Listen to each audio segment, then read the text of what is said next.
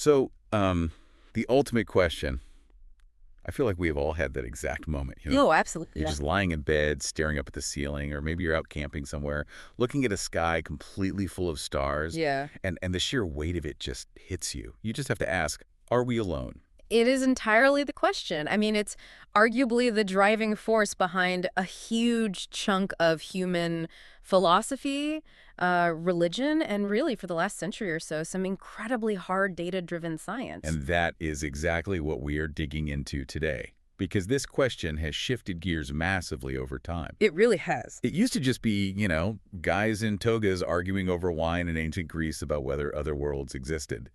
But looking at the research stack we have in front of us for today's deep dive, we aren't talking about philosophy anymore. Not at all. We are talking about radio telescopes, exoplanet data, and some really high-stakes statistics. Right. We have moved from just wondering to actively looking. And we were looking for something very, very specific. So, welcome to the deep dive. Today we are tackling the big one, Extraterrestrial Intelligence, or ETI. And just to set the expectations right out of the gate for you listening, we aren't reviewing the latest sci-fi blockbuster today. Yeah, leave your lightsabers at the door. Exactly. There are no laser beams or little green guys in flying saucers in this stack of notes. No, unfortunately. Or, well, perhaps fortunately, depending on how you view the prospect of an alien invasion. Very true. We are talking about the actual methodical scientific hunt for our cousins in the cosmos. A real deal. We're going to unpack the history of this search, the mathematical probability that someone is actually out there, and, frankly, the genuinely terrifying concept of the Great Silence. The silence is the heavy part. It's the background noise, or lack thereof, of this entire field. Because if the math says they should be here, why is it so incredibly quiet? It's spooky. So let's just unpack this. We need to start with the shift in perspective. The sources talk a lot about the Copernican principle, or I think it was also called the principle of mediocrity. Right, yeah. This is really the foundation of everything we're discussing. For a very long time, humanity just operated under this assumption that we were the main character of the universe. Right, like the whole stage was built specifically for us. Exactly. The lights were arranged for us. That's the pre-Copernican view. Everything revolves around Earth, literally and metaphorically. Until Copernicus comes along. Right. Copernicus comes along and says, actually, Earth is just a planet revolving around the sun, and that is the first major blow to our collective ego. A tough pill to swallow for sure. But the second blow, which is much more relevant to ETI, is the basic logic that follows that discovery. If Earth is just a world, and those stars up there are other suns, then those other suns likely have worlds too. And if those are worlds, then they might be inhabited. it's such a massive logical leap. It is, and that logical leap is what officially moved aliens from mythology into the realm of scientific speculation. It's that idea of mediocrity you mentioned, the idea that there is absolutely nothing special about Earth. Right, like we aren't some cosmic VIPs. Exactly. If life happened here, basic chemistry and physics dictate that it should happen elsewhere. But when we say happened elsewhere, the research stack makes it clear we need to be really precise with our language here. I noticed that the scientists get a little twitchy when people just say they're looking for life. They do get twitchy because life is a massive bucket. Yeah. I mean, if we find microbial slime under the ice on a moon of Jupiter, that is technically life. And it would be huge. It would be the single biggest discovery in human history. But that is not what ETI is. Right, we aren't trying to have a deep conversation with space mold. Exactly. We are talking about extraterrestrial intelligence. We're looking for hypothetical beings with cognitive abilities that are similar to, or perhaps far superior to, human beings. Which brings me to a phrase in the text that I seriously had to read twice. It said some researchers actually prefer the term extraterrestrial technological instantiations. Ah, yes. Extraterrestrial technological instantiations. It just rolls right off the tongue, doesn't it? It sounds like something a corporate lawyer would call an alien just to avoid a liability lawsuit. Yeah. Why the intense complexity? It's all about avoiding our own Earth-centric bias. Words like civilization or species, they automatically imply structures that we understand. Like cities or governments or biological breeding. Right. But a truly alien intelligence might not have any of those things. They might be a massive hive mind. Or maybe a swarm of conscious nanobots. Oh, that's wild to think about. The term technological instantiation just strips all our baggage away and asks one simple question. Is there something out there manifesting technology that we can actually detect? So we literally do not care if it's a society, a single giant supercomputer, or a cloud of highly educated gas, just as long as it builds a radio transmitter. Correct. We are looking for the tech, not necessarily the biology, and that leads right into the other major distinction the research highlights, which is sentience versus sapience. I will be completely honest with you, I usually use those interchangeably. Most people do. In sci-fi movies, they always say sentient life when they mean smart life. But in this field, the distinction is absolutely vital. Sentience is just the basic ability to feel or experience things. Like having senses. Right. A dog is sentient. A cat is sentient. They feel pain. They feel joy. They get hungry. But we aren't spending billions of dollars scanning the stars for space cats. As much as the internet would absolutely love that, no, we are not. We are looking for sapience. Wisdom, the actual ability to think abstractly, calculate math, reflect on the universe, and engineer solutions. There was a specific term for that too, right? Yes, there's a term coined by the science fiction author Karen Anderson called sophancy. Sophancy. It essentially means being wise, or perhaps possessing a wisdom that is actually far greater than human standards. So the main takeaway for you as you're listening to this is we are actively filtering out the bacteria and the space cows. We are hunting for entities that can do calculus. Okay, so we know exactly what we are looking for. The next big question is, what are the actual odds we find it? Because when you look at the sheer mind-numbing scale of the universe, surely we can't be the only ones. That is the gut intuition. It's often called the space is big argument. The late Stephen Hawking was a massive proponent of this. He argued that simply based on the raw numbers, it is mathematically highly improbable for life not to have emerged somewhere else. But science doesn't really like to run on gut intuition. We need a rigorous framework, and that is where the famous Drake equation comes into play in our notes. The Drake equation. It is legendary in astronomy. Frank Drake came up with it way back in 1961, basically just as a way to organize the agenda for the very first meeting on SETI. It's that long, terrifying string of variables that's supposed to spit out a number, right? N equals R times FP and so on. That's the one. It is essentially a probabilistic argument. It asks a series of sequential filtering questions. First, it asks how many stars are born per year in our galaxy. Okay, that seems measurable. We can figure that out. We can. Then it asks what percentage of those stars actually have planets orbiting them. And thanks to modern telescopes like Kepler, we basically know that answer now, right? Yeah. It's close to all of them. Correct. 20 years ago, we were completely guessing, but now we know the galaxy is absolutely teeming with planets. Mm-hmm. But then the equation gets significantly trickier. How so? Well, it asks how many of those planets sit in the habitable zone and can support life? Then how many of those actually develop life? Then how many of those develop intelligence? And crucially, how many of those develop technology that actively releases detectable signals into space? It definitely feels like the further down that list you go, the more we are just throwing darts blindfolded. We absolutely are. We have zero data for those later variables. But the most important variable in the entire equation, and the one that usually depresses the scientists, is the very final one, the letter L. What does L stand for? The length of time a civilization actually releases detectable signals into space. Why is that specific one so critical? Just think about it in terms of our own history. We have only had radio technology for a little over 100 years. If advanced civilizations tend to, say, blow themselves up with nuclear weapons or completely destroy their biosphere within 200 years of discovering high technology, then L is a very, very small number. Oh, I see. And if L is small? Then the number of civilizations active right now drops to near zero. They might pop up across the galaxy like fireflies, flash for a single second, and go completely dark before anyone else ever sees them. That is incredibly grim. But there was a study in our research stack from 2020, I believe, that actually tried to crunch these exact numbers using modern astrophysics data. Yes, a fascinating study by Westby and Consolis over at the University of Nottingham. They took a strict Copernican approach. Meaning they assumed Earth isn't special. Right. They assumed that if a planet is Earth-like, life evolves on a timeline very similar to ours. And they actually came up with a specific number of alien civilizations. They did. They estimated that there could be about 36 active alien civilizations in our galaxy right now. 36. I really have to say, my reaction to that number was super mixed. On one hand, hey, it's proof we have neighbors. On the other hand, out of 400 billion stars in the Milky Way, only 36. That feels like looking for a needle in a haystack the size of the Pacific Ocean. It is a very conservative estimate, yes. But let's just play with that number for a second. 36 advanced civilizations out there right now. It sounds exciting. We could start a galactic federation. But there is a huge catch. A massively depressing catch. The study also mathematically estimated the average distance between us and any of those 36 civilizations. Lay it on me. 17,000 light years. Oof. Yeah. Oof is exactly right. 17,000 light years means that radio waves, which travel at the absolute speed of light, take 17,000 years just to get there. So wait, if we point a satellite and say hello today, They won't even hear it until the year 19,026.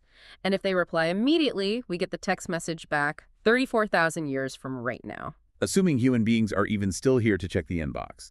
So an actual back-and-forth conversation is basically impossible. A two-way conversation is completely impossible. We are essentially dealing with cosmic archaeology at that point. We might be catching signals from a brilliant civilization that has already been dead for 10,000 years. And this brutal reality leads us directly into the Fermi Paradox. The famous "where is everybody" problem. Right. If the math says they should be there, even if it's just 36 of them scattered around, why is the sky so totally quiet? We have absolutely zero verifiable observation of ETI. No giant ships, no Dyson spheres, no stray radio signals, just pure static. It is the great silence. And it is deeply spooky. Right. It is genuinely like walking into a massive, heavily decorated room for a party, but it's completely empty. Is everyone just playing hide-and-seek, or did something terrible happen to all the guests? Well, the good news is we aren't just sitting around wondering and feeling spooked. Humanity is actively trying to break that silence. Let's talk about how we actually search. Because I think most people just picture Jodie Foster in the movie Contact sitting on the hood of a car with big headphones on. That is definitely the classic pop culture image of SETI, the search for extraterrestrial intelligence. And that method is passive listening. We build these massive radio dishes, point them at the sky, and just scan the radio spectrum, hoping to catch a whisper. But why radio? Yeah. Why not use lasers or, I don't know, gravity waves? Well, we actually are looking into those things now. There's a whole subfield called optical SETI looking for pulsed lasers. But radio is the classic historical choice because it is very cheap, energetically speaking, and radio waves pass right through the thick dust clouds in the galaxy. It is just the most logical, efficient way to shout across the cosmos. And we aren't just listening to random static on every channel either. We're looking for very specific frequencies, right? The notes mention something called the water hole. This is such a beautiful, elegant concept. Let's say you wanted to meet a friend in New York City, but your phones are dead and you couldn't agree on a place or a time beforehand. Where would you go? Probably Times Square. Or maybe the clock at Grand Central Station. Exactly. You pick a landmark that both of you inherently understand is important. In the vast radio spectrum of the universe, the landmark is 1420 megahertz. Why that specific number? That is the exact frequency that neutral hydrogen atoms emit. Hydrogen is the single most common element in the universe. It is the fundamental water in the ocean of the cosmos. Every single physicist in the universe, whether they are human or alien, would know about hydrogen. Ah, I see. So the logic is, if they want to be found, they would naturally broadcast on the hydrogen channel because they know we'd be listening there. Precisely. It is the universal water cooler. But we have also tried being the noisy ones ourselves. We've done active SETI. We have. And this is highly controversial. Stephen Hawking, for instance, thought this was a genuinely terrible idea. He basically said if you are walking through a dark jungle, you do not shout to let the apex predators know exactly where you are. But we ignored that and did it anyway. We sent the Pioneer plaque. We did. The Pioneer plaque is an actual physical message bolted onto the side of a probe we launched back in the 70s. It has a diagram of a human man and woman and a mathematical map showing exactly where our solar system is relative to specific pulsars. It's quite literally a map directly to our front door. Yep. And then there was the famous Arecibo message. Right, in 1974.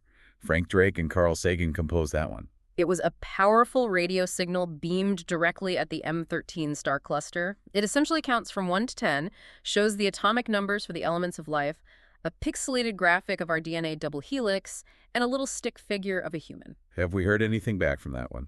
Well, M13 is 25,000 light years away, so maybe check back with me in about 50,000 years. Right, I'll put it on my calendar.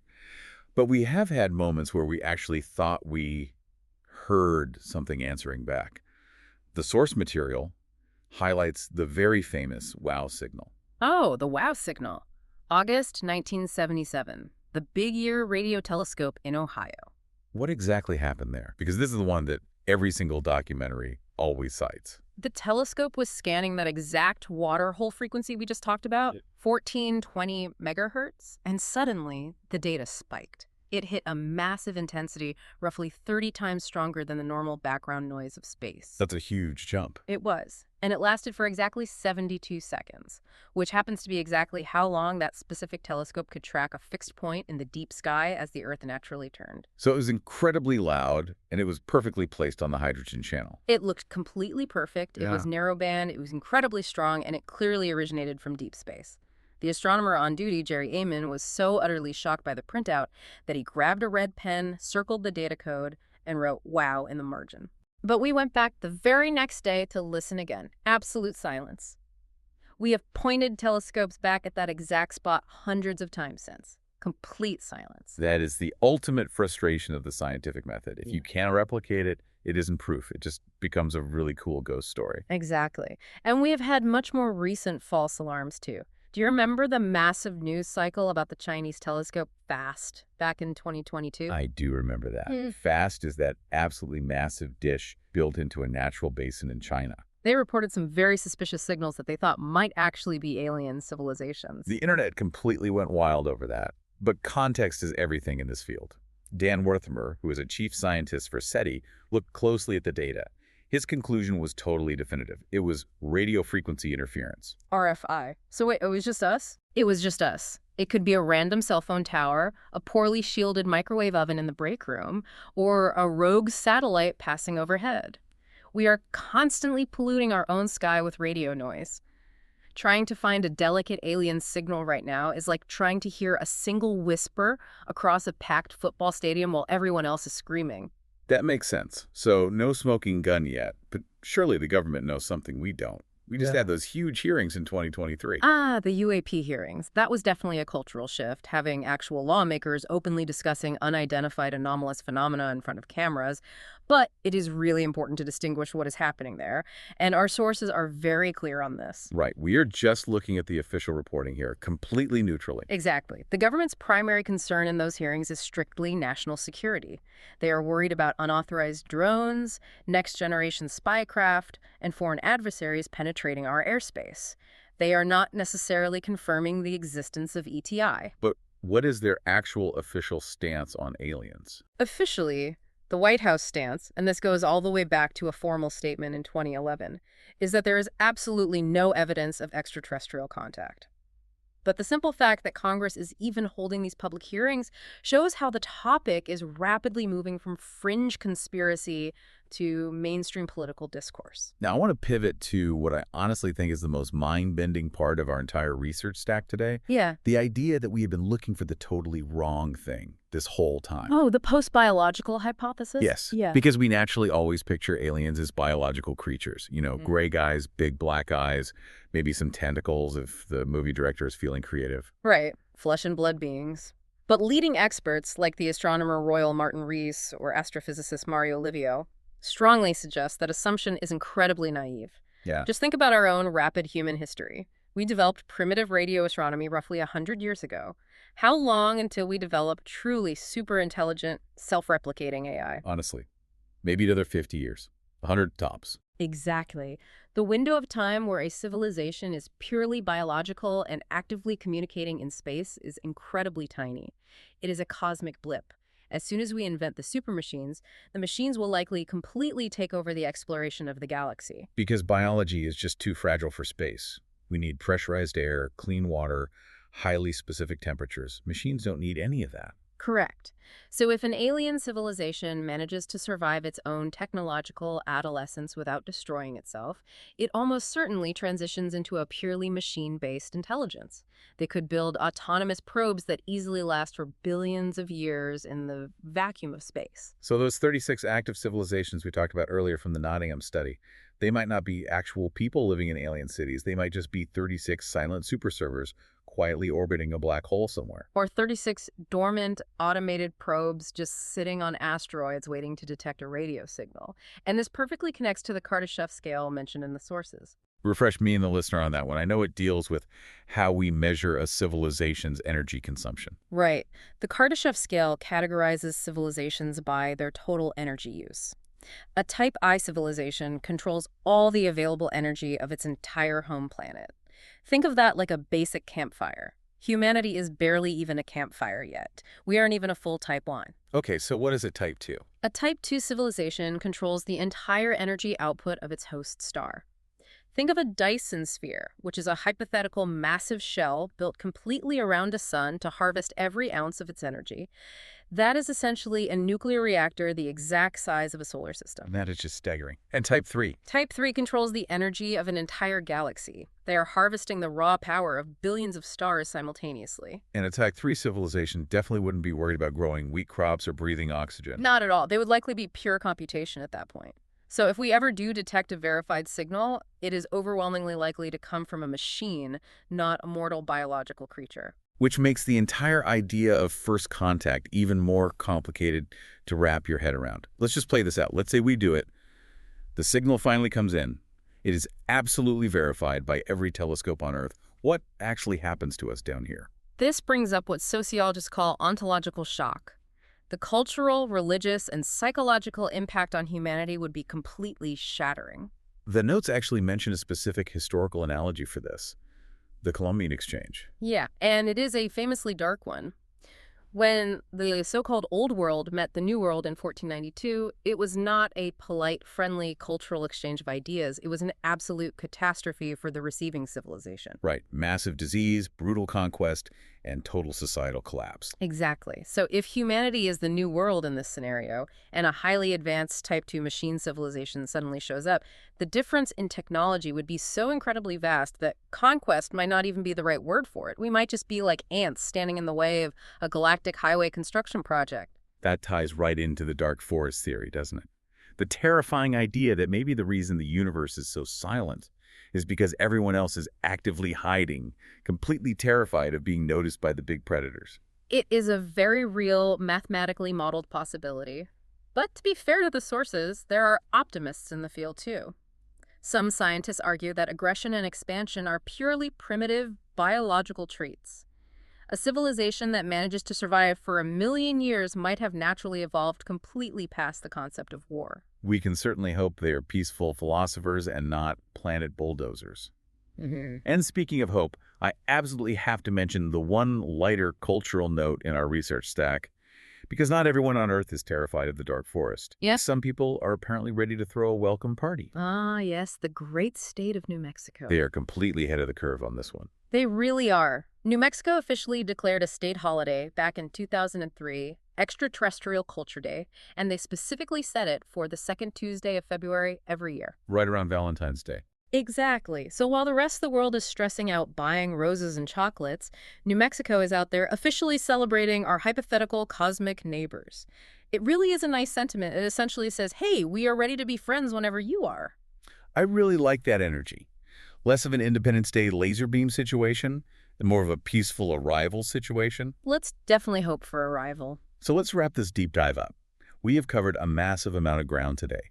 We have gone from the original Copernican revolution, realizing we aren't the special center of the universe, all the way to the nitty-gritty math of the Drake equation. We looked at the hard numbers, the mathematical possibility of 36 active civilizations balanced against the completely crushing reality of a 17,000 light-year distance. We talked about passive listening on the waterhole frequency, the mystery of the wow signal, and the very real, somewhat intimidating chance that we are actually searching for immortal machines rather than little green men. And, of course, the existential risks. The idea that the Great Silence might actually be a safety feature of the universe, not a bug. It is a lot to process. But going through all this incredible research today, there is one final thought that really stuck with me. A sort of haunting, provocative possibility that I honestly cannot shake. Oh, what's that? Well, we worry so much about the vastness of space, the sheer distance between stars. But what about the vastness of time? Go on. The universe is roughly 13.8 billion years old. Modern humans have been here for what, a microscopic blink of an eye in comparison. Isn't it entirely possible that the Milky Way galaxy actually was completely teeming with intelligent life? just maybe billions of years ago. Maybe there were massive empires spanning across the stars while Earth was still just a ball of cooling magma. And they are all completely gone now. Exactly. We might have just missed the ultimate cosmic party. We might be eagerly shouting hello into an empty room simply because everyone else packed up and left a really, really long time ago. Wow. So we might literally be walking through a cosmic graveyard, mistaking the ancient monuments for silence. On that incredibly cheery existential note, it really does make you appreciate the fleeting moment we have right now on this little blue dot, doesn't It it? absolutely does. We are here, we are loud, and at least for right now, we are actively listening. Thanks for taking this deep dive with us today. Keep looking up, everyone. See you next time.